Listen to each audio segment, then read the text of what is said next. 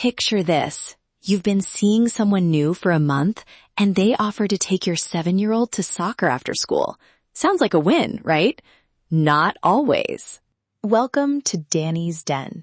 Today, we'll untangle those everyday choices, rides, sleepovers, volunteer time, and show quick, practical moves that protect your kids and your custody position.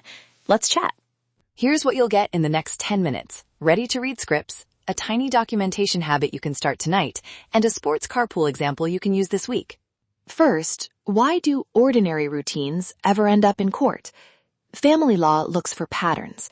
Judges aren't interested in one friendly favor. They look at repeated, undocumented habits that affect a child's stability or safety. So one ride won't usually lose you custody. Repeated, fuzzy arrangements, who's driving, who's listed as emergency contact, overnight stays with little documentation, those are the things that add up. Let's be honest. Asking for a photo of a driver feels awkward, but a quick habit saves a lot of stress later. Okay, scripts. If a new partner offers a ride, try, "Thanks, that's kind. For now, I'll handle rides until we've had a few family meets and I've run the usual checks." Short, polite, sets a boundary without drama.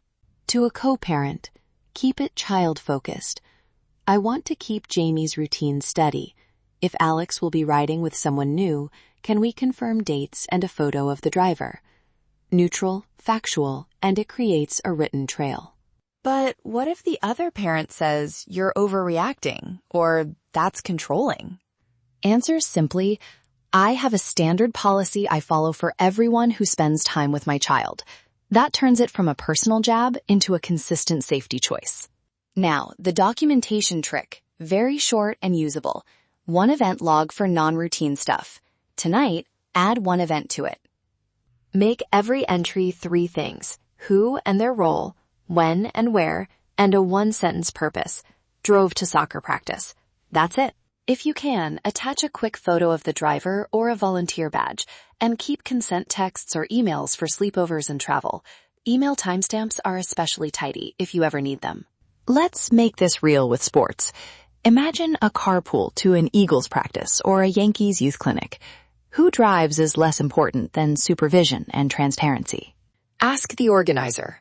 Are coaches and volunteers background checked? Is there a written roster? Who's the designated chaperone? Those questions are reasonable and protect every family. If a parent offers to drive a group of kids, get the license plate and a quick photo, then message your co-parent the same info. Simple transparency prevents a lot of misunderstanding later. Criminal law pitfalls are blunt. Transporting kids without permission, unplanned out-of-state trips, or leaving them with someone who poses a risk can trigger police or emergency court steps. If someone asks for an unscheduled overnight or out-of-state trip, pause.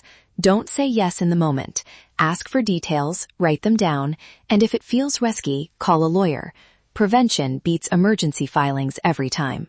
A couple quick red flags. Secrecy about who the child is with, attempts to change school or doctors without notice, or pressure to travel internationally without written consent. Start logging and get advice early if you see those. All right, the do-don't checklist you can use today. Do. Keep a single event log and add one item tonight. Get short written consent for sleepovers and travel. Ask about background checks for volunteers. Use neutral, child-focused language. Don't. Let a new partner become the default driver without a meet and greet. Don't drop your policy because it feels awkward, and don't agree to overnight or out-of-state plans on the spot. And when conversations heat up, short de-escalation lines work best. "I understand you're upset. Let's talk when we're calm." Or, "My priority is the child's routine. Let's focus on that." Short sentences keep things from spiraling, and they leave a cleaner record. Final takeaway. Small, consistent habits beat big, stressful reactions. Start one tiny thing tonight. Add an event to your log, or send one neutral message about a future ride, and you'll be surprised how much calmer everything feels. Before I go, my little ritual, a slow 90s R&B song on pickup to help kids settle and to cue calm. Music is a neutral routine anchor that everyone understands. If this episode helped, Subscribe so these short, practical episodes come to you automatically. And if you have a specific legal concern, message me or email Danielle at thelegalassistantcenter.net to book a free 30-minute consultation. Leave a comment with the routine you want help with next. Let's chat. Thanks for being here. I'll see you next week with more law, love, sports, and pop culture. Take care.